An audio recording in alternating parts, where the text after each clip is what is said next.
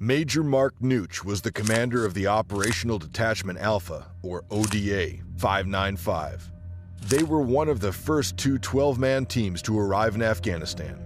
It was 39 days after the 9/11 attacks when a Special Operations Chinook helicopter landed in a remote section of the Disastrous Valley in northern Afghanistan. Once the ramp on the rear dropped, the 12-man Special Forces team and two Air Force combat controllers grabbed their gear and supplies and rushed out. After a quick scan to see if nothing was left behind, the rear closed and the helicopter took off. Total time of the insertion? Less than 1 minute. This was the beginning of a daunting mission. Welcome to the Spy Network. After a quick scan into the dark landscape, soldiers of the Afghan Northern Alliance emerged from the shadows. They are accompanied by 4 American advisors who had been in the country for no more than 2 weeks. After some short greetings, the soldiers shouldered their 100-pound rucksacks, grabbed their gear and bags of supplies, and followed their guides down a mountain trail to their base camp. They also had some time to grab some food for the horses, as they had been briefed just days before their departure that their means of transportation would be by horse. For most of the team, this was their first time riding a horse, and this added another level of difficulty to the mission. The plan. With boots on the ground, the team of Major Nooch had the task of meeting the Afghan warlord, General Abdul Rashid Dostum. About the same time, another team, ODA 555, landed several miles to the south in the Panjshir Valley and was tasked with linking up with another Northern Alliance force. Task Force Dagger was in full force, and Operation Enduring Freedom had just shifted into a higher gear. Several days earlier, at the end of September, the CIA had been deploying a 7-man team to link up with several Northern Alliance forces to get them on their side. The intelligence was slim, and at this time they realized this would be a special kind of mission. The big goal of this operation was to overthrow the Taliban government of Afghanistan. They were providing a safe haven for all of Al-Qaeda and its leader, Osama bin Laden. They were hoping that, in the process, they could get rid of all of Al-Qaeda while they were at it. The then Secretary of Defense, Donald Rumsfeld, was working hard on a plan to get troops into Afghanistan as fast as possible. The Green Berets were ultimately the lead ground element for all the forces arriving after them. They would be advising the Afghan warlords they could get in contact with, as well as directing airstrikes on key positions.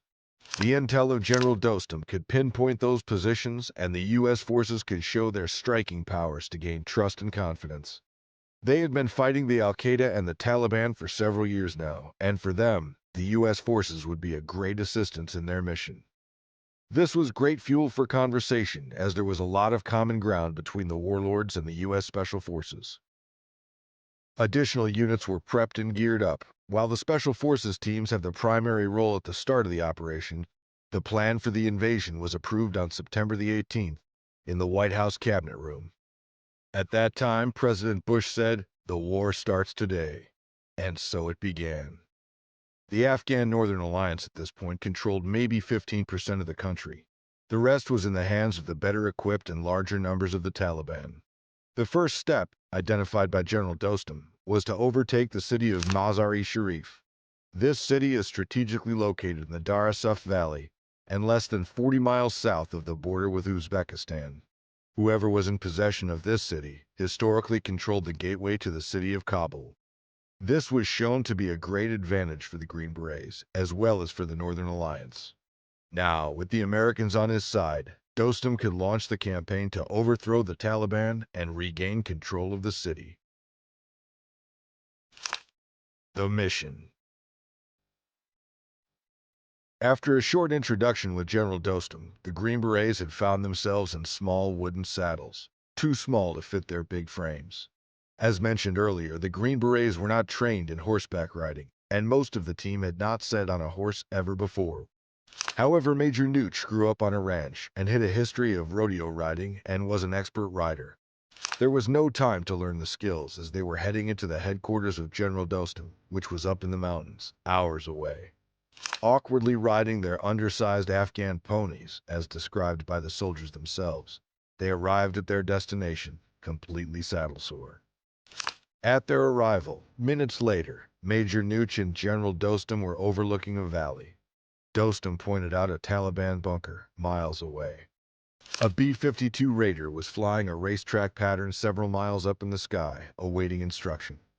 General Dostum asked the Major if they could bomb it, as this would boost the morale of his troops. Not long after, Major Nooch tasked the B-52 with the coordinates, and it would begin dropping bombs. A 1,000-pound JDAM was dropped and hit the ground.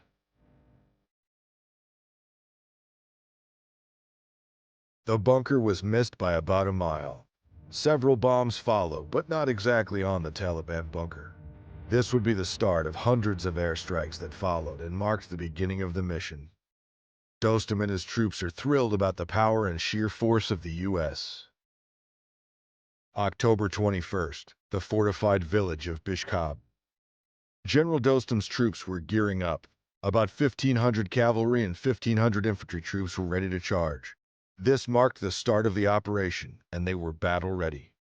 Major Nooch has taken a strategic position after several days of reconnaissance, ready to call in airstrikes on key positions that were identified. As he called in the first airstrike and the bomb dropped, General Dostum instructed the troops to charge. The first horse cavalry charge of the 21st century had begun. The surviving Taliban heavy guns commenced fire after the initial wave of cavalry had traveled roughly half a mile. Men and horses began to tumble on the ground, either dead or howling in agony from their injuries.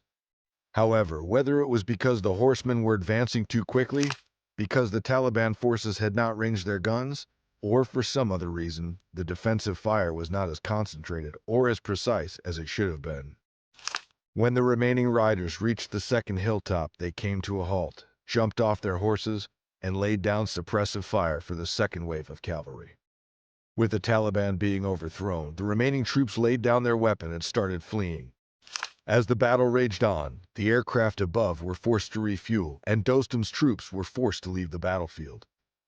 In the days after, this strategy would be repeated in the Kobaki and Kopchal cities with great success. Dostum's troops were advancing and working their way to Mazar-e-Sharif.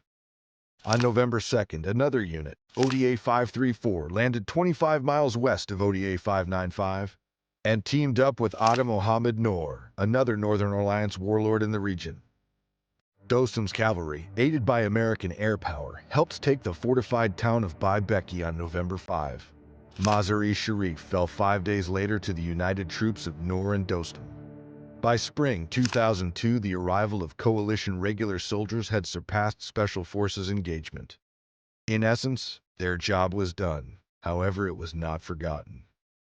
On March 5, 2004, in a ceremony at the John F. Kennedy Special Warfare Museum, sculptor Du Bloomberg presented Deo Presso Liber, a bronze statue of a Special Forces operative on a horseback commemorating the Special Forces service in Afghanistan. This specific mission was the start of the 2 decades of war in Afghanistan.